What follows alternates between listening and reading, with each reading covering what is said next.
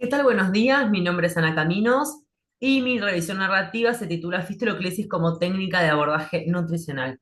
Bien, para comenzar con la introducción, deberíamos iniciar con el concepto de fístula, no es más que la comunicación anormal entre dos superficies epitelizadas, donde vamos a encontrarnos con dos clasificaciones importantes o principales, donde tenemos las fístulas enterocutáneas y las fístulas enteroatmosféricas. Si bien las fístulas enteroatmosféricas corresponden a la clasificación de fístulas enterocutáneas, estas se desarrollan en contextos de abdomen abierto, requiriendo un manejo médico quirúrgico un poco más específico, ¿sí? Y particular. Bien, con respecto al origen, la gran mayoría, hasta un 85%, presenta origen iatrogénico, principalmente por complicaciones postquirúrgicas, ¿sí? Y hasta un 25% por otras causas, como por ejemplo enfermedades inflamatorias intestinales, perforaciones intestinales u obstrucciones, e inclusive la exposición con la radioterapia en tratamientos oncológicos. La tasa de mortalidad se ha registrado en hasta un 30%, y esto hace que el cuadro sea bastante complejo para abordarlo, requiriendo un manejo interdisciplinario y con el control de cinco aspectos importantísimos, que es el manejo del débito, el control de sepsis, no solamente de foco abdominal, sino de distintos focos para no empeorar el cuadro del paciente, la recuperación del balance hidroelectrolítico, la optimización del estado nutricional y el cuidado de la piel expuesta al débito. Bien, ¿qué pasa con el estado nutricional en este tipo de pacientes? Generalmente presentan o riesgos de desnutrición o desnutrición ya instalada. Hay una disminución o insuficiencia de la ingesta calórica, el aumento del catabolismo proteico del cuadro global del paciente, la alteración de la capacidad absortiva intestinal y alteraciones hidroelectrolíticas conjuntamente con la deshidratación. Todas estas situaciones desencadenan en una insuficiencia intestinal, sumado aparte al principal abordaje nutricional, que es la nutrición parenteral.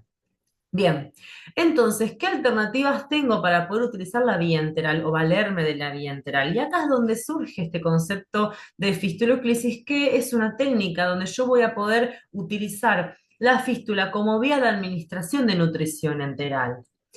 Pero tenemos que tener en cuenta de la viabilidad de poder llevar a cabo este procedimiento, y en este caso tenemos que realizar o un fistulograma o una tomografía computada. Pero ¿cuál va a ser el escenario ideal para poder realizar la fistuloclisis? Principalmente pacientes hemodinámicamente estables o donde yo haya podido lograr esta estabilidad.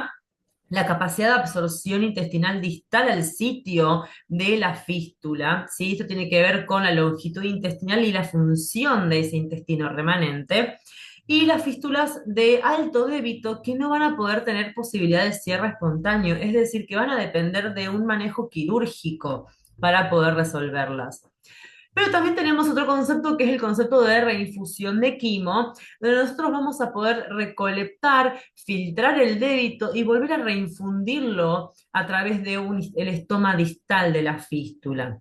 Entonces, de alguna manera yo estoy permitiendo una circulación extracorpórea del mismo entre una bolsa recolectora y el tracto gastrointestinal, donde se ha observado que poder llevar a cabo esta reinfusión de quimo contribuiría a resultados clínicos positivos, donde yo voy a poder lograr restaurar el equilibrio hidroelectrolítico, la homeostasis interna, poder revertir la insuficiencia intestinal que se ha llegado a instalar, por ejemplo, y promover el destete de la nutrición parenteral, que no es algo menor, ¿sí? Porque sabemos las complicaciones del uso crónico de la nutrición parenteral. Bien, materiales y métodos para esta revisión. Los criterios de inclusión utilizados. Bien, los artículos científicos observacionales descriptivos y analíticos, revisiones sistemáticas y narrativas, guías internacionales y enciclopedias de salud publicadas en idioma inglés, español y portugués, hasta el año 2010 inclusive. Los criterios de exclusión han sido estudios realizados con animales o población pediátrica, artículos con mayor de 14 años de antigüedad y artículos que solo hacen referencia al manejo médico, quirúrgico de FEC y de abdomen abierto sin desarrollar la temática escogida.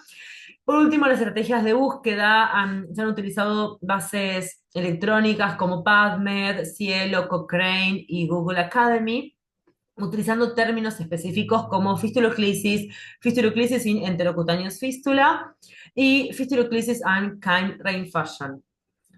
Bien, resultados en primera parte. Bueno, algunos artículos han logrado, o algunos investigadores, mejor dicho, han logrado combinar el proceso de fistuloclisis más la reinfusión de quimo, que es algo bastante complejo para poder llevar a cabo, en donde, por un lado, por ejemplo, Plug et al, en un reporte de caso, han observado ganancia ponderal, menor edema corporal generalizado y aumento de albúmina, así como factores principales que han obtenido en su paciente.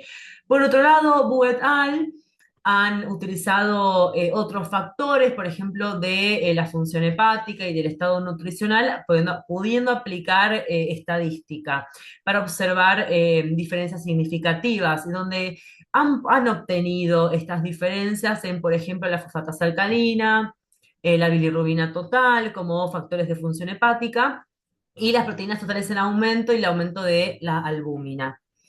Bien, por otra parte, hay algunos estudios que han podido utilizar la reinfusión del quimo solamente sin aplicar fistulocresis con nutrición enteral, como por ejemplo es Rirachan, que han observado ganancia ponderal significativa y aumento de la albúmina. Por otra parte, Picot et al. Han observado el aumento de citolina plasmática, absorción de nitrógeno y absorción de lípidos, observando en este caso disminución de esteatorrea en sus pacientes. Y por último, la Sheck et al. Han observado disminución del débito de pérdidas intestinales, disminución de anomalías hepáticas, midiendo cada una de las enzimas hepáticas, con el aumento también de nitrógeno, aumento de albúmina y la disminución de PCR. Bien, entonces, volviendo a poder desarrollar un poco esta temática, es importante dejar en claro que este tipo de pacientes o este perfil de pacientes con FLEC van a desarrollar una insuficiencia intestinal que no es más que la reducción de la función intestinal debajo del mínimo necesario para la absorción de macronutrientes, agua y electrolitos, requiriendo generalmente suplementos intravenosos para poder mejorar su estado nutricional. No solo esto, ¿no? La insuficiencia intestinal instalada, sino que el principal abordaje nutricional inicial es la nutrición parenteral con los ayunos prolongados y aparte la utilización de análogos de somatostatina para poder revertir o controlar el volumen del débito. Sabemos que la nutrición parenteral genera secuelas o complicaciones metabólicas, mejor dicho, a largo plazo, como la hiperglucemia, alteraciones hepáticas y pancreáticas, y, por ejemplo, instalar o contribuir a que haya mayor insuficiencia intestinal y algo no menos importante que son las sepsis asociadas a infecciones por el catéter. Esto ha sido registrado, este último factor, esta sepsis asociada a la infección por el catéter, ha sido registrado en trabajos como de Dutoit y Valderrama et al. De acá es que radica la importancia de poder utilizar la vía enteral. Por ende, acá observamos que la fistuloclisis, con o sin la reinfusión del quimo, permite poder valerme de la utilización de la vía enteral de alguna manera para poder entonces mantener la perfusión esplánica que ella otorga, favorecer la integridad estructural y funcional del tracto gastrointestinal, prevenir la adhesión bacteriana, estimular la masa de tejido linfoide y por ende toda la cuestión inmunológica local en este sector, reducir la respuesta inflamatoria local y por ende quizás también reducir alguna respuesta inflamatoria sistémica. Y a grandes rasgos lo que va a producir o lo que va a otorgarme la utilización de la fistuloclisis con o sin la reinfusión del quimo es poder lograr disminuir el volumen del débito por una retroalimentación negativa, mejorar síntomas gastrointestinales como vómitos, diarreas, ¿sí? Inflamación, restablecer la función hepática, como se ha observado en algunos estudios, eh, revertir la pérdida de peso o de lo contrario, eh, promocionar la ganancia ponderal y mejorar algunos factores del estado nutricional, como el aumento de albúmina, las proteínas plasmáticas, la citrulina, la absorción de nitrógeno y la disminución de la PCR y la absorción de lípidos. De todos modos, ¿qué pasa o cuál es la principal problemática de llevar a cabo la fistuloclisis con la reinfusión de quimo o sin ella? Es que lamentablemente requiere de muchísimos insumos o recursos tecnológicos donde siempre hay alguna insuficiencia o alguna limitación para ello, además de los conocimientos y labor del personal médico y de enfermería para poder llevarlo a cabo y realizar los controles pertinentes.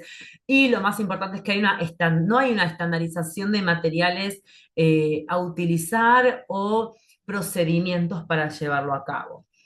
De todos modos, podemos concluir que la fistuloclisis con o sin reinfusión de quimo resulta un método de apoyo nutricional que demuestra resultados clínicos favorables en el tratamiento integral del paciente con este tipo de cuestiones, ¿sí? De todos modos, no existen protocolos o directrices correctamente establecidas para poder emplear su uso.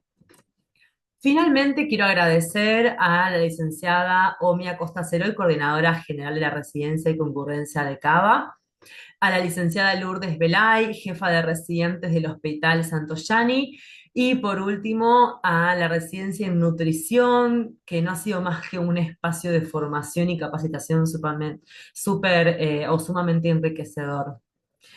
Muchísimas gracias y les dejo las referencias bibliográficas.